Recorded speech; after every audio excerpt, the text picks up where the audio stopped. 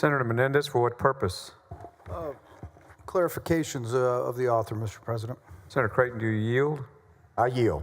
Thank you, Mr. President. So, you know, with a bill this big, 90 pages, the original, and another 22 pages on the amendment. Right. $8.5 billion. As you can imagine, there's a lot of, there's some folks who are concerned, nervous with the details. Yes. And so I wanted to just clarify something. On the $55 basic allotment, and whether or not it's new money, my understanding that money has come from the golden pennies. That's correct? Is that?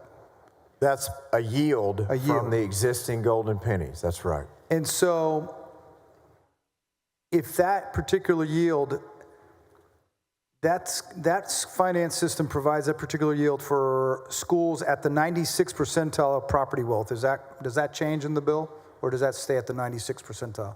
That's correct. That stayed the same, and we set the weights at $1.29. Okay.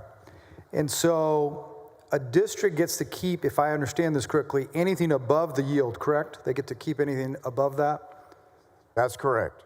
So then, as their wealth increases, they continue to receive the increase over time.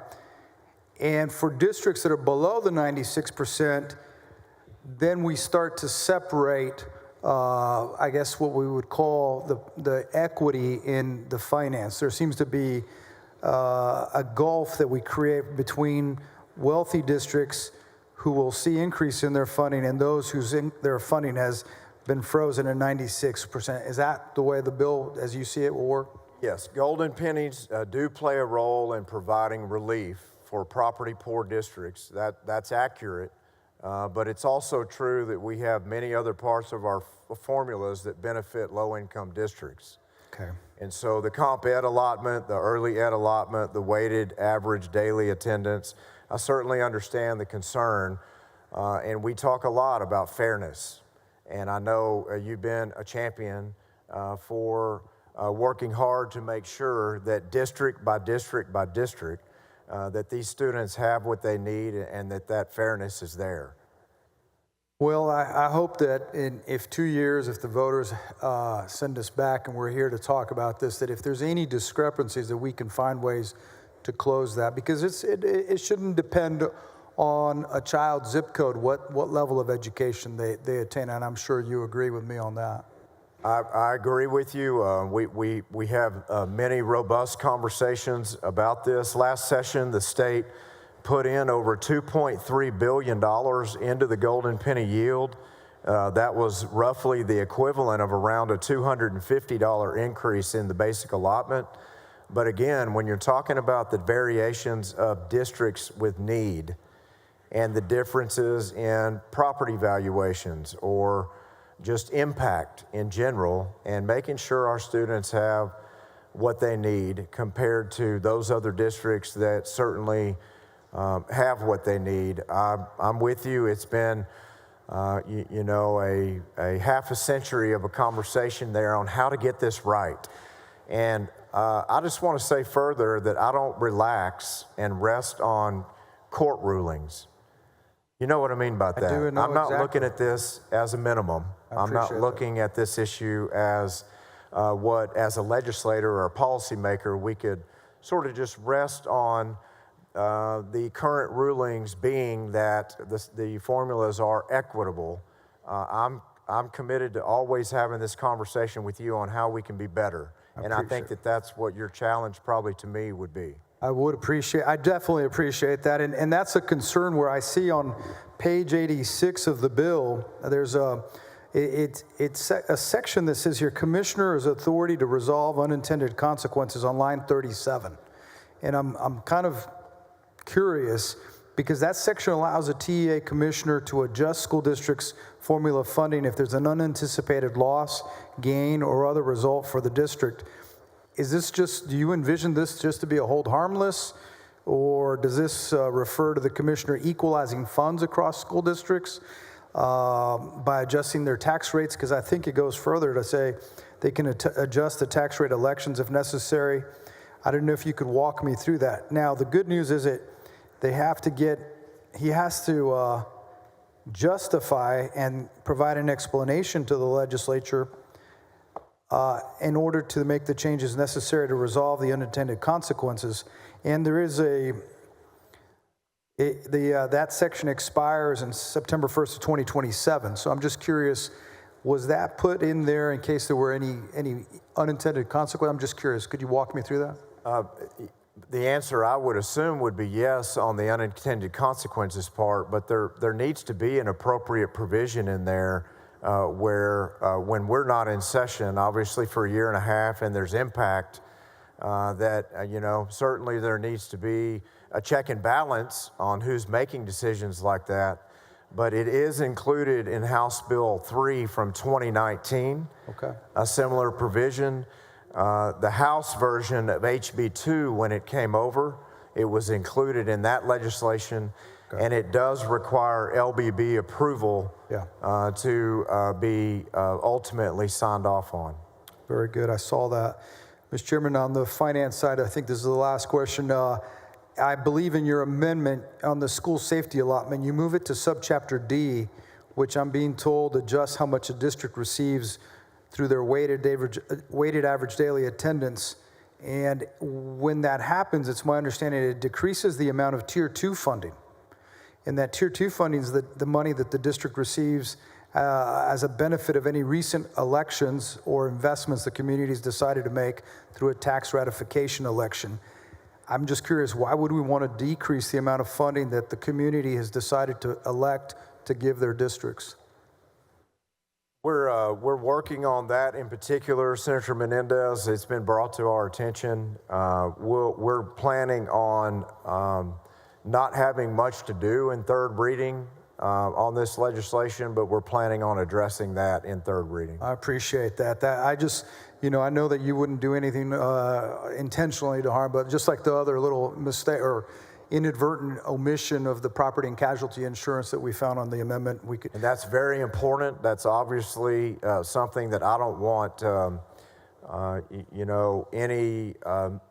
anything misconstrued in this historic bill for how we create these new allotments, especially those fixed cost allotments that we have property and casualty included, but also those other costs, TRS, impact, transportation, utilities. Those things hit our districts hard. They're directly tied to overall cost for the country, for inflation. Of course, the state of Texas, we do not have our dollars adjusted for inflation. Right. So when we hear about inflation-adjusted dollars or nothing as a request, it's difficult for us as appropriators because that's not being done for us. But on the fix that you're talking about in particular, we're going to work together on that in third reading as we approach whenever third reading is for this bill. I appreciate that. Last thing I need to wrap up here, dyslexia. That you had a dyslexia grant. It seems like it may have somehow, I don't know if it was moved somewhere, but I don't know if the dyslexia grant program, I didn't see it. And I don't know if it didn't make the cut or if it's being moved in somewhere else in the special ed funding. Could you help me on that? Well, as you've seen, the special education dollars have been historic this entire session. $800 million. That's exactly right. Of course, that's up a significant amount from when it left the Senate floor and traveled to the House. There's been some negotiations with different numbers, but we ended up at an incredible number in that regard. And we're close to 850, I'm told, on that number. Okay, very good. It also includes evaluation dollars to be covered for if those evaluations requested by parents to see if a child is dyslexic. There's $1,000 in that funding stream to make sure that that's covered. We've seen that trajectory in Senate Finance increased at an incredible pace, an alarming pace. We're making sure from vision screening to certain evaluations related to potential special needs in education that we can understand quickly what type of challenges any particular child might have, and so that other parents know and that we can all work together to address those challenges. And yes, that would be covered across the board. Appreciate that. The last point, you may remember from our committee, the fine arts professors and the student, Dash Koska, the UT student who was in the band, who gave us a testimony. And I have a constituent who is a musician and believes strongly in fine arts education. Yes. We've got about 1.9 million students across the state of Texas in fine arts. As HB2 came over from the House, it had about $15 million capped in their fine arts allotment. It was about $8 a student. Is there any way that we might possibly look into directing fine arts investment somehow? It's something that, because we know these kids who are in fine arts, whether it's band, whether it's whatever, they tend to graduate at a higher rate. And so it's a small investment. I would just hate for our schools to completely do away with what's already a small investment and a meaningful one that could keep, as we heard, a lot of students will go to school because they want to be in sports or FFA or and some of them, it's fine arts. It's the way they can express themselves. Senator Menendez, you and I heard powerful testimony in committee about how from some of our students and former students that testified that the very relevance that kept them in their studies and in their sort of path in academics and ultimately led them to excel was directly tied to fine arts, and one in particular that became a music teacher later. And I know you both had a great exchange. We don't have that particular allotment created in HB2, but I can just tell you on behalf of our schools, the fact that we have shifted billions and billions of dollars of burden off of the basic allotment from what was used previously, and we've created additional separate allotments for fixed costs and auxiliary employees.